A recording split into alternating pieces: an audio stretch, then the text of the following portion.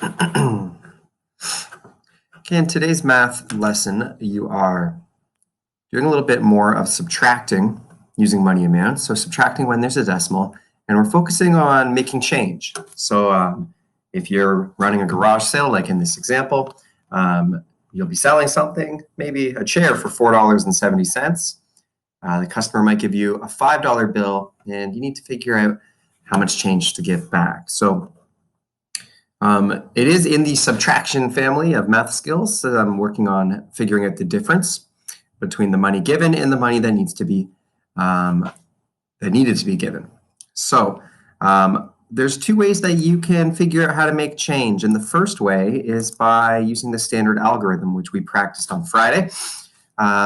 So if we're looking at how much is the yo-yo, well, the yo-yo is $2.25. And if you're given $5, you need to figure out how much change to give back. So we're going to put the bigger number on top and smaller number underneath.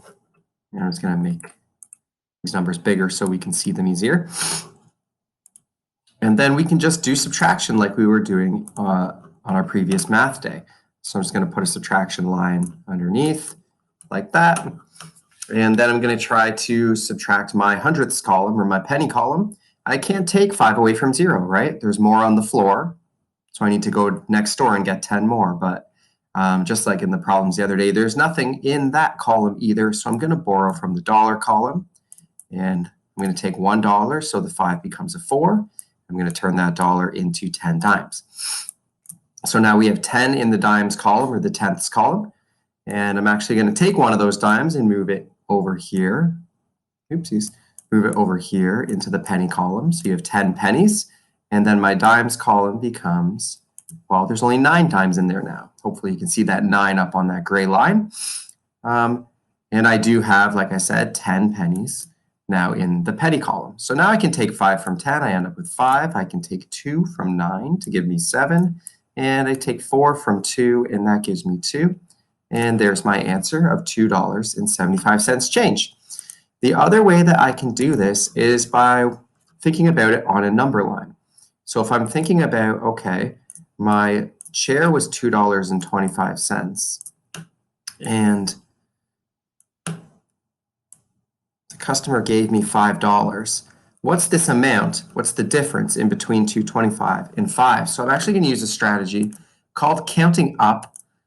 And I'm going to make jumps on this number line. And to make it easy for me, the first jump I'm going to make is to go from 25 cents to $1. So what do I need to add to 25 to get to $1? I need to add 75 cents. And that gets me to,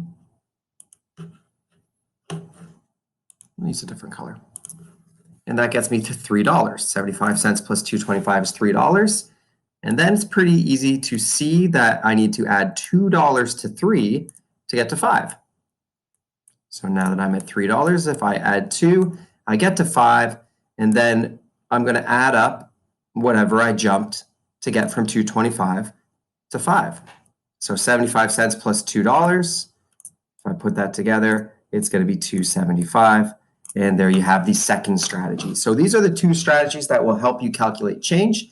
And hopefully that helps you take on these next 2 worksheets. So you have this garage sale page, and then also just some practice using the standard algorithm on top, and whatever strategy you want to use to figure out Marla and Kyla and Holden's word problems.